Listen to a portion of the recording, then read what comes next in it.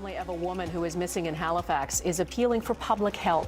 Loretta Saunders is 26 and was pregnant when she disappeared last week. On a freezing morning in February 2014, police located a car abandoned hundreds of miles away from its owner's home in Halifax, Canada.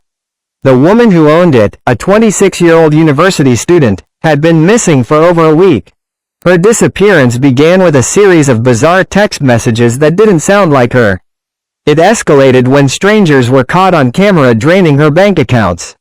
But the most chilling detail of this entire case? At the exact time she vanished, this brilliant young woman was writing her final university thesis on the crisis of missing and murdered Indigenous women. She was studying the exact nightmare that she was about to become a part of. Before we can understand the horrifying truth of what happened in that apartment building, we have to understand who Loretta Saunders was. Loretta was a young Indigenous woman from Newfoundland and Labrador. Her life had not been easy. Growing up, she and her family endured severe hardship, abuse, and limited access to education. As a young adult, the trauma caught up to her, and Loretta fell into a dark spiral of addiction that eventually left her sleeping on the streets of Montreal. But Loretta was a fighter. She refused to let addiction be the end of her story. She entered a treatment program, got completely clean, and set her sights on a seemingly impossible goal, becoming a lawyer.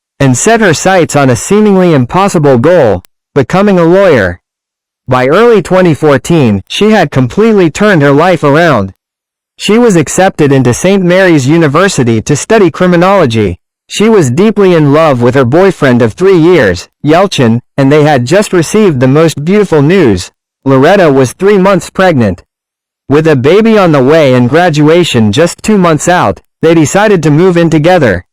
To save some extra money, Loretta sublet her old apartment to a couple. It seemed like a smart, responsible decision, but it was a decision that would seal her fate. February 13, 2014. It's a busy Thursday. Loretta has a full schedule of classes and errands, but her first stop is her old apartment to collect rent from her subtenants. She leaves the house calm, organized, and perfectly happy. But a few hours later, Yelchin's phone buzzes. It's a text from Loretta, and immediately, his stomach drops. The message reads, "I'm so nervous that I can't even remember my own mother's maiden name." Like, seriously. Minutes later, another message. "I'm going to stay at a friend's place tonight, and I'll talk to you later." Yelchin is frozen. Loretta never speaks like this. She doesn't have a random friend she would suddenly stay with, and she checks in with her family constantly.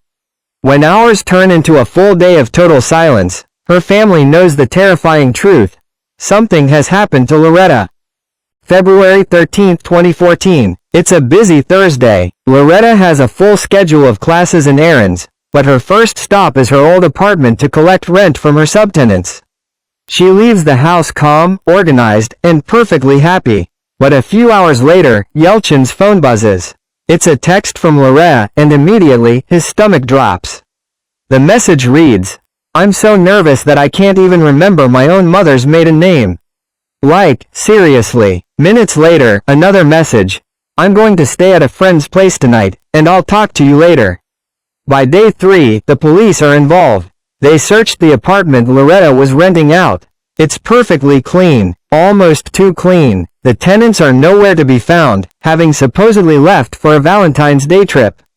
But the digital trail tells a completely different story. Security cameras catch someone using Loretta's bank card at a store. When police pull the tape, it isn't Loretta. It's a stranger. A few days later, her missing car is finally located in Ontario, hundreds of miles away. Sitting inside the nearby house are the exact same people who were renting Loretta's apartment. The detectives immediately pull the security footage from Loretta's apartment building back in Halifax. They watch hours of tape from February 13th. They see Loretta walk into the building at 11 a.m. They keep watching. They wait for her to walk out. But she never does. Instead, at 2:30 in the afternoon, the camera captures one of the tenants walking through the lobby doors. In his hands is a massive, heavy hockey bag. Then, he comes back. And he carries out another. When investigators realize what they are looking at, their blood runs cold. The young woman who had fought so hard to survive the streets, who was fighting to give a voice to missing Indigenous women, had vanished into thin air. And the truth of what was inside those bags would soon shatter her family, the detectives, and the entire country. Don't forget to follow, share, and like the video if you like it.